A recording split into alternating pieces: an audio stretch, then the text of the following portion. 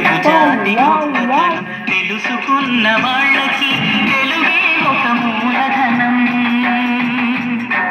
తల్లి తండ్రి నేర్పినట్టి మాతృభాషరా, తెలుగు మరచిపోతే వాళ్ళని నువ్వు మరచినట్టురా. ఇది మరువబోకురా.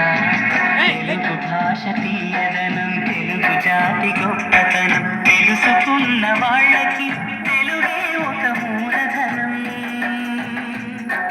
తల్లి తండ్రి నేర్పినట్టి మాతృ